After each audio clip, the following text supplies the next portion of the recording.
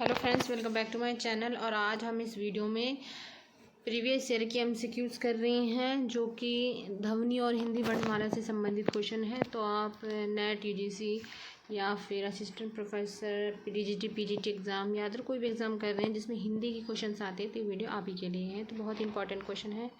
आपका पहला प्रश्न है, शब्द की सबसे छोटी इकाई क्या कहलाती है? तो ये ऐसे प्रश्न आपके जो हैं उसमें पेपर में देखने को मिलते हैं। तो इसका आंसर क्या होगा? ऑप्शन बी, वर्ण। वर्ण को क्या कहते हैं? शब्दों की सबसे छोटी इकाई। अब इसके बारे में जान लेते हैं। शब्द भाषा की सबसे छोटी इकाई वर्ण या ध्वनि कहलाती है। हिंदी में कुल कितने हैं? 52, 52। ठीक है, 52 वर्ण होते हैं जिनमें अब हम देख लेते हैं स्वरों की संख्या कितनी होती है? 11। और मूल व्यंजनों की संख्या 33। अयोग और 2 अयोगव्य होते हैं, अह और आहा। ठीक है, 2 द्विज गुण होते हैं, ड और ढ। और 4 संयुक्त होते हैं, श, त्र, ज्ञ और श्र। संयुक्त स्वर भी पूछ लिया जाता है। 4 संयुक्त स्वर कौन से हैं? तो ये कुछ इस तरीके से है। ठीक है, अगला क्वेश्चन देख लेते हैं। भाषा की मूल इकाई क्या है? तो वो है ध्वनि। अभी ऊपर यहाँ देखा था ध्वनि।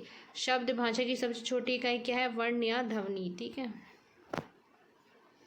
आगे बढ़ते हैं। Question number 3। तीसरा क्वेश्चन है, वर्णों के समुदाय को क्या कहते हैं? तो आंसर है ए, वर्णमाला। जिसमें वर्णों का समूह होता है तो उसे वर्णमाला कहते हैं। और इसकी सबसे छोटी इकाई होती है वर्ण भाषा की। ठीक है, उच्चारित ध्वनि को भी कहा जाता है। अगला है, वर्णमाला किसे कहते हैं? तो यह व्यवस्थित वर्ण समूह को वर्णमाला कहते हैं। 11 वर्णमाला में कुल 52 वर्ण है। ठीक है, 52 और 11 मूल हैं और बाकी 33 व्यंजन हैं। फिर है, हिंदी भाषा की कुल वर्ण लिपियाँ कितनी हैं? तो वो 52 हैं। तो यहाँ इस तरीके से दे रखी, देखिए 11 आपकी वो हो गई।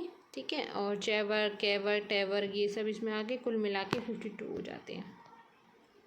अगला देख लेते हैं। हिंदी में ध्वनियाँ कितने प्रकार की होती हैं? तो वो 2 प्रकार की होती हैं, स्वर और व्यंजन। फिर है, वर्णों के कितने भेद हैं? तो 2 हैं। अगला है, जिनका उच्चारण स्वतंत्रता से होता है और जो व्यंजन के उच्चारण में सहायक होते हैं उसे क्या कहते हैं? उन्हें स्वर कहते हैं। तो ये कुछ इंपॉर्टेंट है, इन्हें ज़रूर याद कर लीजिएगा। नेक्स्ट है, जिन वर्णों का उच्चारण स्वतंत्र होता है उन्हें क्या कहते हैं? उन्हें स्वर कहते हैं। हिंदी वर्णमाला में स्वरों की संख्या डैश है, कितनी है? 11 है, 33 व्यंजन। ठीक है,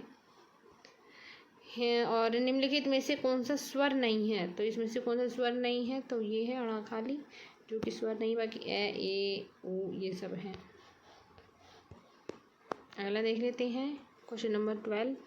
कौन स्वर नहीं है इनमें से? तो बै जो है इसमें स्वर नहीं है, ए ऊ है। बै क्या है? व्यंजन है। अगला क्वेश्चन देख लेते हैं। Question number 13। निम्नलिखित में से कौन सा मूल दीर्घ स्वर नहीं है? तो वो ओ।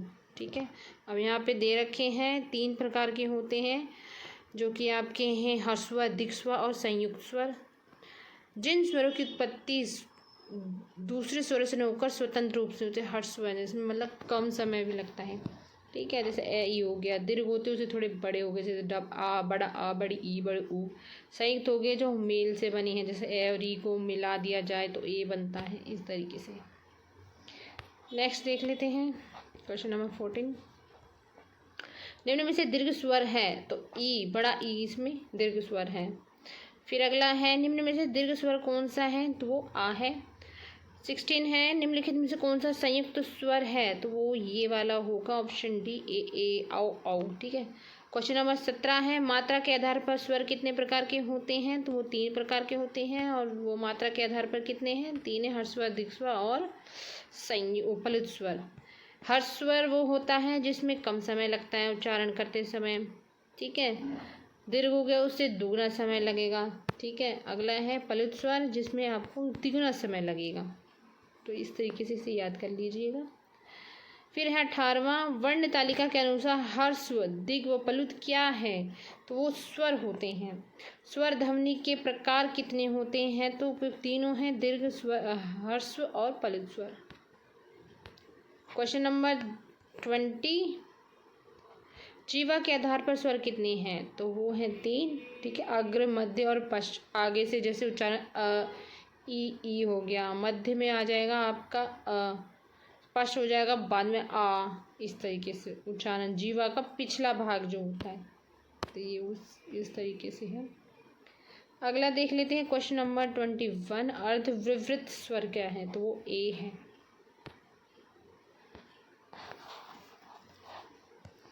अब यहाँ पे हम थोड़ा सा जान लेते हैं कि विवृत क्या होता है। ठीक है, मुख द्वार के खुलने के आधार पर 4 प्रकार के होते हैं। पहला विवृत होता है जिन स्वरों के उच्चारण में मुख्य द्वार पूरा खुलता है। आप करके देखिए, आ, इससे पूरा खुल जाए। अर्धविवृत जिससे आधा मुंह खुलेगा, जैसे अ, ए। अर्धसंवृत जिन स्वरों के उच्चारण मुख द्वार आधा बंद, ठीक है, जैसे ए, ओ। संवृत हो जाएगा आपका जिन स्वरों के उच्चारण में मुख्य द्वार जो है बंद रहता है, जैसे ई, ऊ। अगला क्वेश्चन 22, जिनकी ध्वनि केवल मुख से निकलती है उसे क्या कहेंगे, तो इसका आंसर ऑप्शन डी हो जाएगा, निर्नुस्नासिक।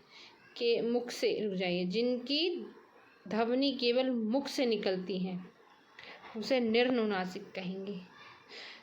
ठीक है, निर्नुनासिक है अनुनासिक स्वर।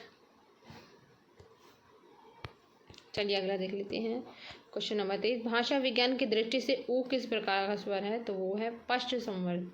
अगला देख लेते हैं, होठों की आकृति के आधार पर निम्नलिखित में से अवृतिमुखी स्वर कौन सा है, तो ये ई हो जाएगा। ठीक है, इसका आंसर। अगला देखते हैं क्वेश्चन नंबर 25, निम्न में से कंठ्य वर्ग कौन सा है, तो वो आ हो जाएगा। क्वेश्चन नंबर 26, कौन वन होस्ट नहीं है, ओस्ट, तो आ है। मैं, बै, ऊ, जिनसे आपके होठ मिले। ठीक है, क्वेश्चन नंबर 27, ओ निम्न में से ओष्ठ वर्ग कौन सा है, तो ऊ हो जाएगा। नेक्स्ट देख लेते हैं क्वेश्चन नंबर 28, कंठ तालव्य कौन सा है, तो ए हो जाएगा। क्वेश्चन नंबर आंसर है इसका ऑप्शन सी। 29वां क्वेश्चन है, किस वर्ण का उच्चारण स्थान कंठ और तालु है, तो आंसर ऑप्शन बी हो जाएगा। क्वेश्चन नंबर 30 देख लेते हैं, ए के उच्चारण में कंठ, ठीक है, और तालु की सहायता ली जाती है, किसके उच्चारण में, ए के उच्चारण में। तो ये थे आज के क्वेश्चन। नेक्स्ट क्वेश्चन हम नेक्स्ट वीडियो में करेंगे। तब तक के लिए आप सभी का बहुत बहुत धन्यवाद।